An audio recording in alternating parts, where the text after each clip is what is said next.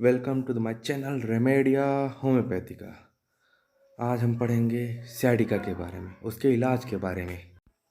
Sciatica कटी स्नायु शूल उस दर्द को संदर्भित करता है जो कटी स्नायु शूल तंत्रिका के मार्ग के साथ विकिरण करता है, जो आपकी पीठ के नीचे हिस्से से आपके कूल्हों और नितंबों के माध्यम से और प्रत्येक पैर के नीचे से होता है। आमतौर पर साटिका आपके शरीर के केवल एक पक्ष को प्रभावित करता है। साटिका सबसे अधिक तब होता है जब एक हर्निएटेड डिस्क रीढ़ की हड्डी का संकुचित होना स्पाइनल स्टेनोसिस तंत्रिका के हिस्से को संकुचित करता है।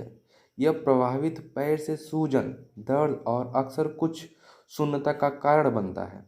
हालांकि साटिका से जुड़ा दर्द गंभीर हो सकता है। ज़्यादातर मामले में कुछ हफ्तों में बिना ऑपरेशन के उपचार के साथ हल होते हैं। इन लोगों को गंभीर साटिका है जो महत्वपूर्ण पैर की कमजोरी या आंत या मूत्राशय के परिवर्तन से जुड़े हैं, वे सर्जरी के लिए उम्मीदवार हो सकते हैं। लक्षण: सियाटिका तब होता है जब कटी स्नायु शूल तंत्रिका पिंच हो जाती है, दब जाती है। आमतौर पर आपकी रीढ़ की हड्डी में एक हर्निएटेड डिस्क या आपकी कशेरुकाओं पर हड्डियों या अस्थिस्कंध की अतिवृद्धि द्वारा। ये आपके सामने एक डायग्राम है जिसमें लंबर रीजन से निकल के एंकल तक आ रहा है नीले रंग का, वो सियाटिक नर्व है। और एक दूसरे पिक्चर में हर्निएटिंग डिस्क दिख रहा है, रेड स्पॉट है, और सियाटिक नर्व कंप्रेस हो रही है। सियाटिक तंत्र के ट्यूमर द्वारा संकुचित किया जा सकता है। यह मधुमेह जैसी बीमारियों से क्षतिग्रस्त होता है। कारण: दर्द जो आपके निचले रीढ़ के हड्डी से आपके नितंब तक और आपके पैर के पीछे से निकलता है, यह कटी स्नायु शूल साटिका की पहचान है।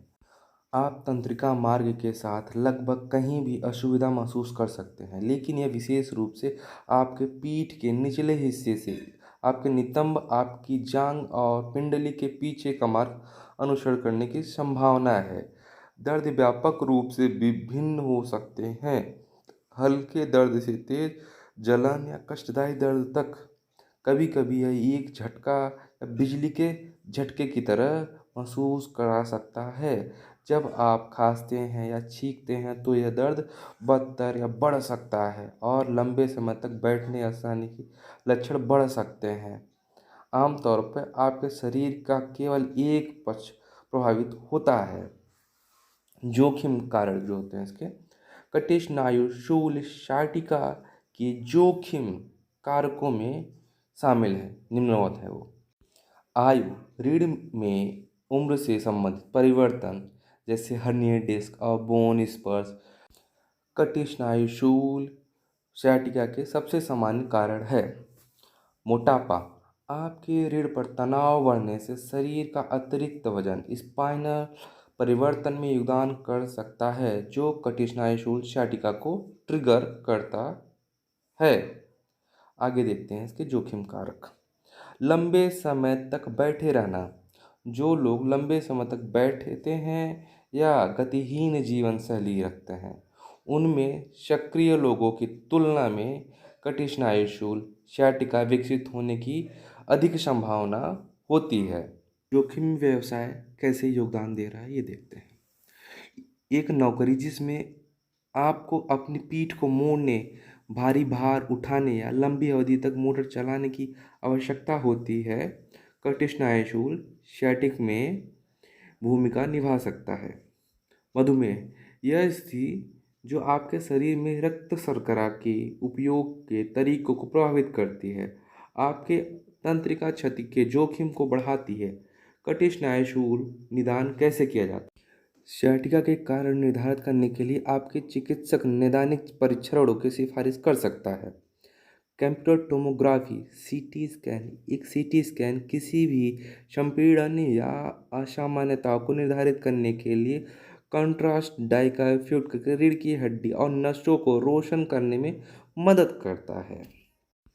इलेक्ट्रोमोग्राफी ईएमजी एक परीक्षण है जो विद्युत आवेगों और मांसपेशियों की प्रतिक्रियाओं को निर्धारित करने के लिए निर्धारित करता है कि क्या तंत्रिका संपीड़न संकीर्ण रीढ़ की हड्डी की नहर या हर्निया डिस्क के कारण तो नहीं।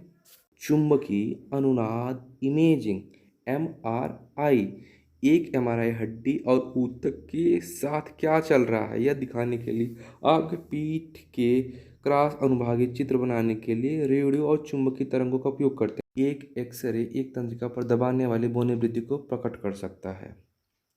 होम्योपैथिक औषधियाँ। आर्सेनिक एल्बम शीत नम कोशिकाएं बढ़ जाती हैं, कटिस्नाय शुल्क की शिकायतें लाती हैं।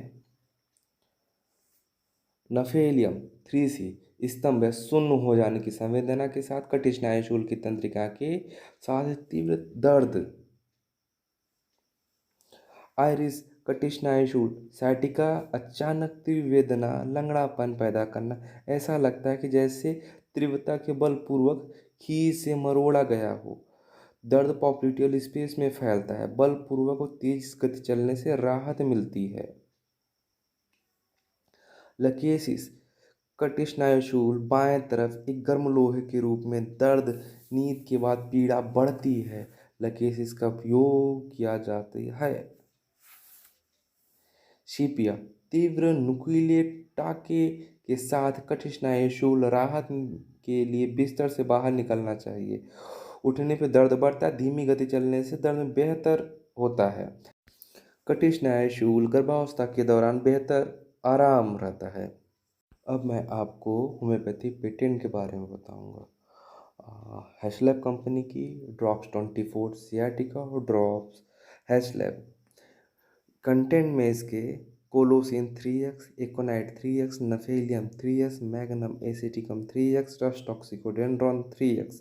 यह बहुत शानदार मेडिसिन है और इसको लेने से सियाटिका की समस्याएं ठीक हो जाती हैं। इसको 3 महीने 4 महीने लीजिए और आप स्वस्थ हो जाएंगे। खुराक 10 बूंद आधे कप गुनगुने पानी में दिन में 3 बार लेना चाहिए। स्टे कनेक्टेड टू स्टडी और healthy. Subscribe the channel, press the bell icon. Thank you.